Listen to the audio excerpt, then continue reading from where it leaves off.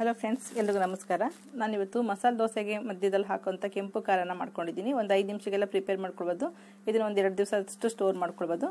ಈ ಚಟ್ನಿನ 2-3 ರೀತಿಯಲ್ಲಿ ಮಾಡಬಹುದು. ಫ್ರೈ ಮಾಡಿನೂ ಮಾಡ್ಬೋದು. ನಾನು ಈಗೇನು ಇಂಗ್ರೀಡಿಯೆಂಟ್ಸ್ ತೋರಿಸ್ತೀನಿ ಅದನ್ನು ಹಸಿದು ರುಬ್ಕೊಂಡು ಕೂಡ ಉಪಯೋಗಿಸ್ಕೊಳ್ಬೋದು. ಫ್ರೈ ಮಾಡಿದ್ರೆ ಒಂದು 2 ದಿನ ಸ್ಟೋರ್ ಮಾಡ್ಬೋದು, ಚೆನ್ನಾಗಿರುತ್ತೆ. ಅಥವಾ ಬಿಳಿ ಅನ್ನದ ಜೊತೆಗೆ ತುಪ್ಪ ಹಾಕೊಂಡು ತಿನ್ನೋದಕ್ಕೂ ಚೆನ್ನಾಗಿರುತ್ತೆ. ನಾನಿಲ್ಲಿ ಒಂದು 2 ಸ್ಪೂನ್ ಅಷ್ಟು ಎಣ್ಣೆ ಹಾಕೊಂಡು ಅರ್ಧ ಗೆಡ್ಡೆ ಈರುಳ್ಳಿ, ಅರ್ಧ ಗೆಡ್ಡೆ ಬೆಳ್ಳುಳ್ಳಿ ಹಾಕೊಳ್ತಾ ಇದ್ದೀನಿ. ತುಂಬ ಸಿಂಪಲ್ಲು ಮಾಡೋದು. ಸ್ವಲ್ಪ ಫ್ರೈ ಮಾಡ್ಕೊಳ್ಳಿ ಈರುಳ್ಳಿ ಮತ್ತು ಬೆಳ್ಳುಳ್ಳಿನ.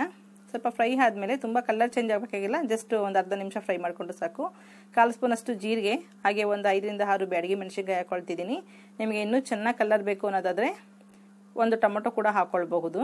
ನಾನಿಲ್ಲಿ ಸ್ವಲ್ಪ ಕರಿಬೇವಿನ ಸೊಪ್ಪು ಹಾಕ್ಕೊಳ್ತಾ ಇದ್ದೀನಿ.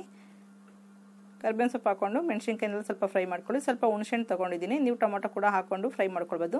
ಸ್ವಲ್ಪ ತಣ್ಣಗಾದ್ಮೇಲೆ ಅದನ್ನು ಒಂದು ಮಿಕ್ಸಿ ಜಾರ್ಗೆ ಹಾಕೊಂಡು ರುಚಿಗೆ ತಕ್ಕಷ್ಟು ಉಪ್ಪು ಹಾಕೊಂಡು ಸ್ವಲ್ಪನೇ ನೀರು ಹಾಕೊಂಡು ನುಣ್ಣು ಪೇಸ್ಟ್ ಮಾಡ್ಕೊಳ್ಳಿ.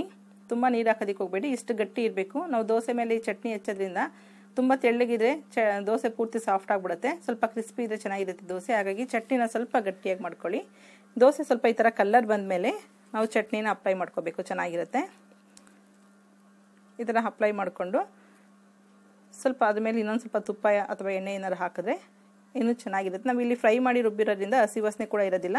ಅಕಸ್ಮಾತ್ ಚಟ್ನಿ ಏನಾದ್ರು ನಿಮಗೆ ತುಂಬ ತೆಳ್ಳಗಾಯ್ತು ರುಬ್ಬೇಕಾದ್ರೆ ಅಂದರೆ ಒಂದು ಸ್ಪೂನ್ ಅಷ್ಟು ಹುರ್ಗಡ್ಲೆ ಹಾಕೊಂಡು ರುಬ್ಕೊಳ್ಳಿ. ಅವಾಗ ಚಟ್ನಿ ಮತ್ತೆ ತಿಕ್ಕಾಗಿ ಬರುತ್ತೆ. ನೋಡಲ್ಲ ಫ್ರೆಂಡ್ಸ್, ಎಷ್ಟು ಈಸಿಯಾಗಿ ಸಿಂಪಲ್ ಮಾಡ್ಕೊಳ್ಬೋದು ಅಂತೇಳಿ. ನಿಮಗೆ ವಿಡಿಯೋ ಇಷ್ಟ ಆಗಿದೆ ಲೈಕ್ ಮಾಡಿ, ಶೇರ್ ಮಾಡಿ, ಸಬ್ಸ್ಕ್ರೈಬ್ ಮಾಡಿ. Okay, bye, thank you.